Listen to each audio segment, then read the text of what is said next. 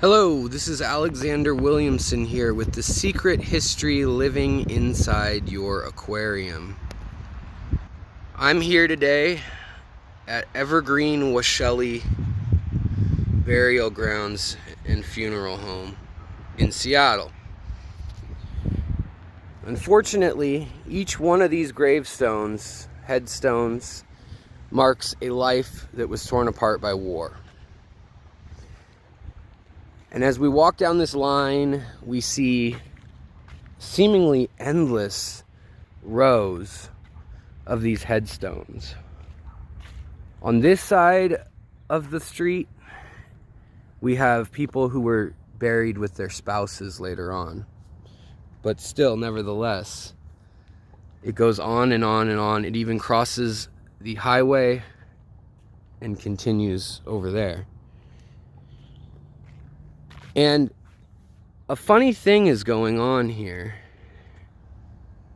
and that is that nature is taking back over the monuments that we humans have made essentially to ourselves. That's English ivy. It's not native, and it's ripping down that monument over there. It's pulling it apart brick by brick, eating away at the cement with its rhizomes, just like Anubias does in our aquariums. When it holds on to something, it has these grippers that both try to strip nutrients but also grip onto and pull apart surfaces. And the same thing is going on at a small level here as plants take back over the gravestones, the tombstones, made out of all things limestone. So limestone is crushed up into a mixture that we know more frequently as cement or types of cement. It's marble headstones mostly over here, but here we have cement, and we have moss claiming back this cement that is entombing warriors who were either injured, killed, or served in our wars.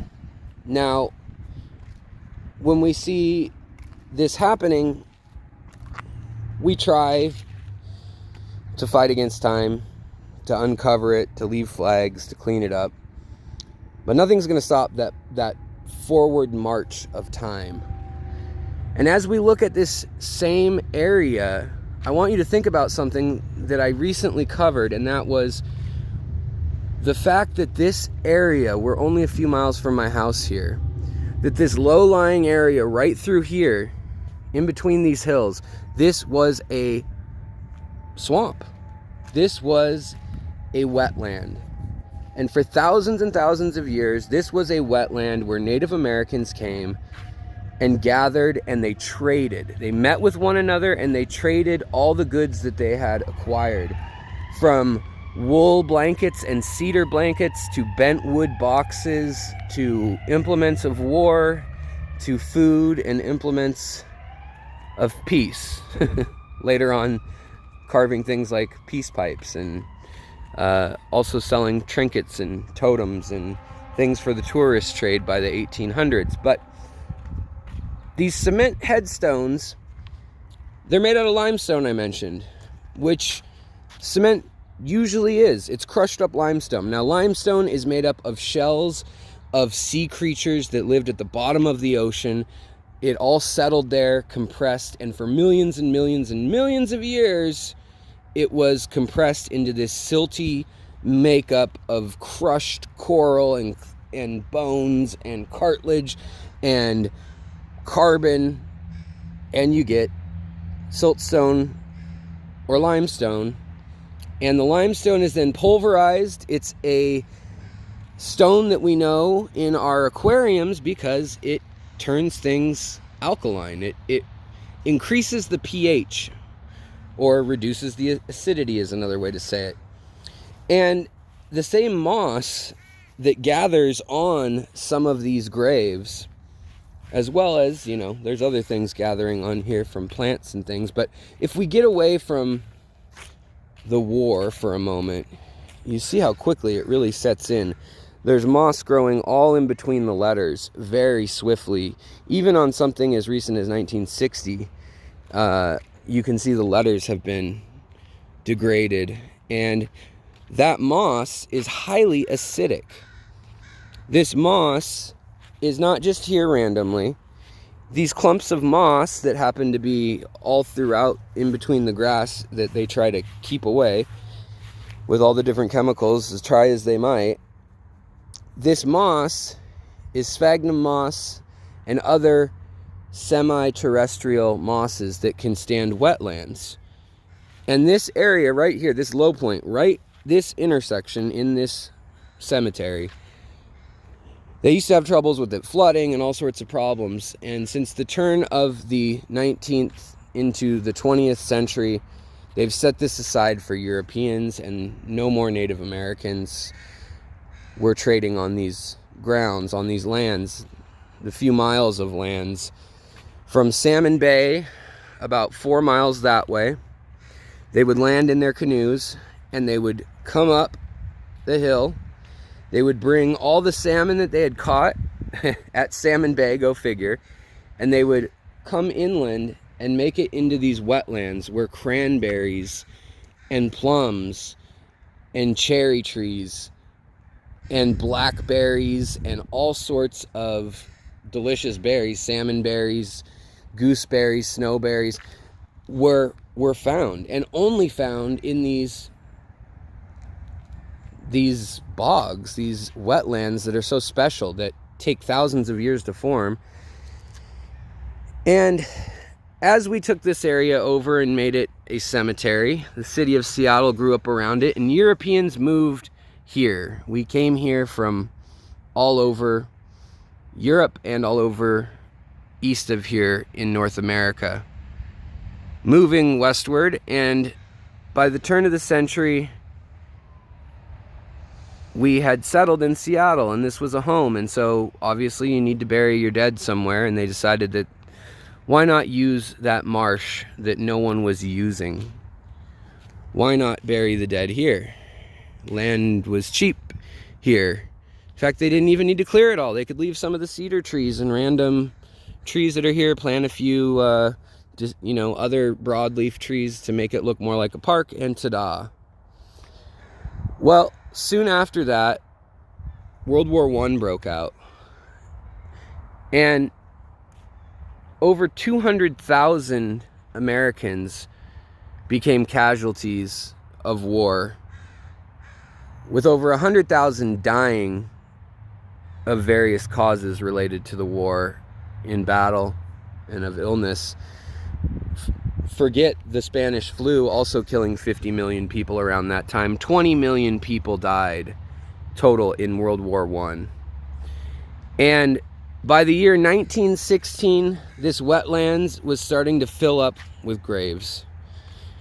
Graves of young men from Seattle, many of them immigrants from Europe, or second, third generation at that point, made their way to Ellis Island or Angel Island in the west coast of the United States, and then up to Seattle to become loggers or mill workers or fishermen or farmers or whatever. And we marked their death with limestone from the bottom of the ocean and marble, a hard stone.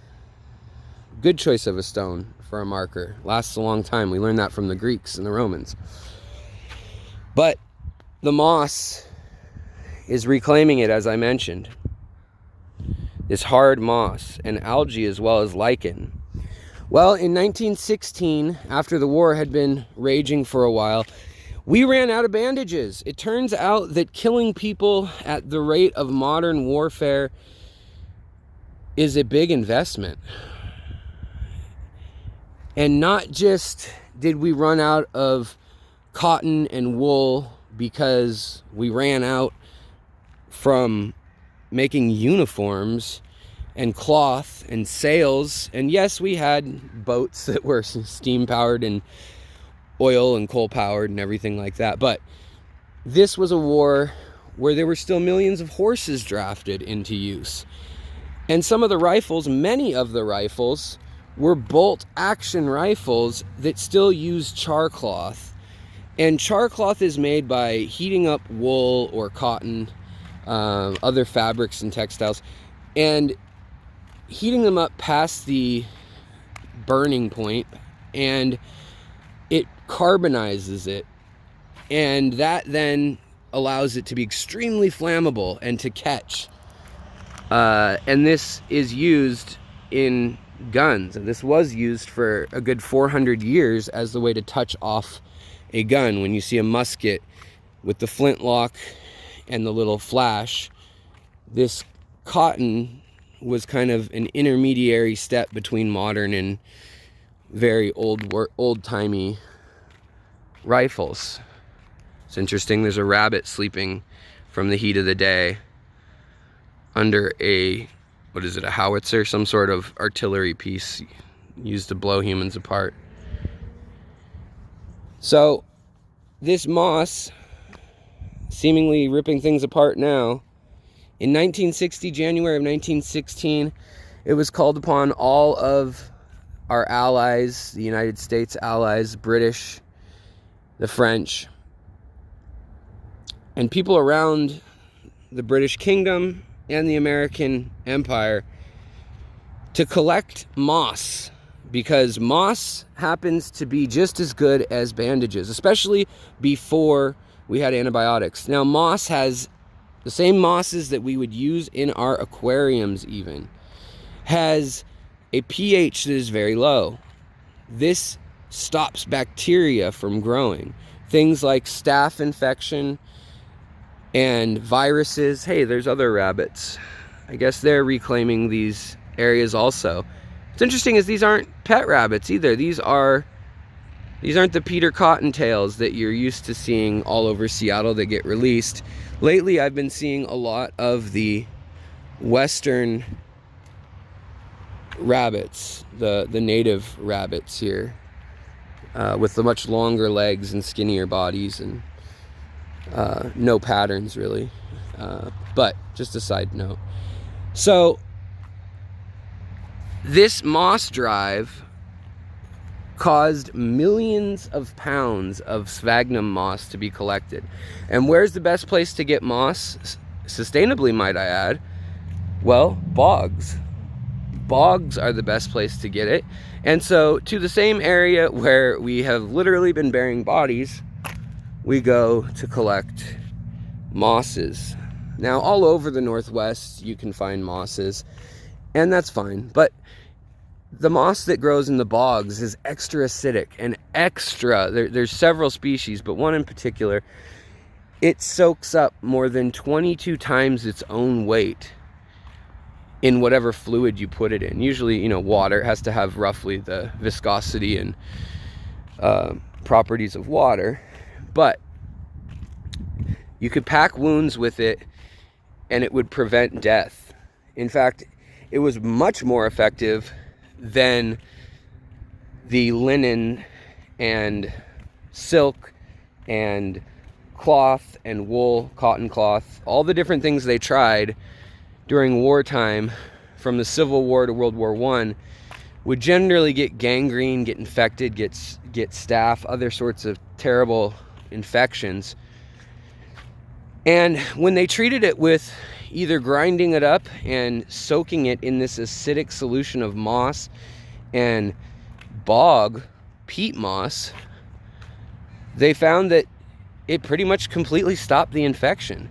And so this field getting filled in became this half with soldiers returning home because of the moss that the Native Americans that gathered here knew about. And for that matter, indigenous people of Europe knew about bogs, and how the cranberry bogs, where they gathered, you know, foods that only really grow in that strange, acidic, wet environment that is so seasonally different. They knew that it would preserve people. It mummified humans. It sucked the moisture out of them, and it does the same thing to wounds. And It's because of this that until we had a good handle on penicillin and antibiotics and mass casualty treatment, which we're still working on, it's because of this kind of full circle knowledge and the places like this that we were able to collect enough of the moss to stop the bleeding. And now that the bleeding has stopped, I just want you guys to think about the plants that maybe you think, well, yeah, there's a bunch of apartments where I live. You know, it was probably just a field here or some trees or whatever. Well, connect the dots of the nature of where you live. Maybe it's something special. Look into it.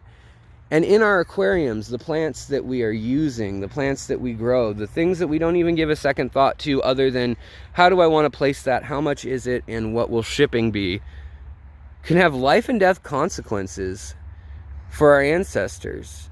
There can be layers to a story and the notion of place, from Native Americans living here and being moved out to the bodies of those who moved them out and the sons of those people filling up the area that was a sacred bog. And ironically, bog seems to be this kind of dirty word or mucky word to us, maybe dark and dreary. But the life and the amazing complexity of things that we don't understand still going on in these special places that we routinely pave over, it's just amazing. And when it comes back literally to eat away at the alkaline limestone made concrete slabs, and it returns 105 years after it was removed, it just makes you wonder what other knowledge, what other species, what other things have that capability, what's lying in wait to come back and to complete a story full circle. What more can we learn from the creatures that live in these places? If you want to see the bog restored, that's just less than 2 miles north of here, this way, take a look at my video, The Restoration of a Bog, and you can check that out. It's from probably 6 months ago or so, maybe even a year, but you'll find it. It's one of the few videos I have with bog in the title, and you can check it out. And also we will be catching native species from there. But I just want you to keep your mind open to connecting the dots. Now, this was a big one where life and death and, you know, the native people who had lived here for 10,000 plus years and the new settlers of the last 150 years, and then war going on the complete opposite side of the world, where yet again the empires of people across the world decide the fate of the nature and the people and the species and the families and the stories right here in Seattle, Washington connect. But I want you to do the same and try to find those connections. And as I do episodes that may seem like they are so focused on something so specific or obscure, you're never going to hear about it again, maybe go back and look at an episode about how a bog is a way to cleanse an ecosystem, how it's completely different than any other ecosystem found in this area. It's a microclimate. It's a very, very special place, and they don't just grow back. It takes thousands of years, really, to become a peat moss bog. But they are a renewable resource when treated properly, and that's an important lesson to take away from this also. We can restore and save these spots, and we can resurrect the stories and memories of those who have been lost because of actions from people around the world who don't know the young men who die at their hands, essentially. So, big themes here, connecting in so many ways, but I just want you guys to think about how the world connects to each other. And yeah, this wasn't real aquarium oriented, but the moss, the bogs, the pH, the alkalinity, and the battle we have of trying to balance those equations in our aquarium play out these miniature dramas across the world and the landscape every day. So thanks for watching, you guys. Take care. let me know if you have anything you want to add to this, or maybe you have someone who served in World War I, or know something about, you know, the moss drives that went on all throughout, especially Scotland and France and England. And I'll talk to you guys later. Thank you. Bye.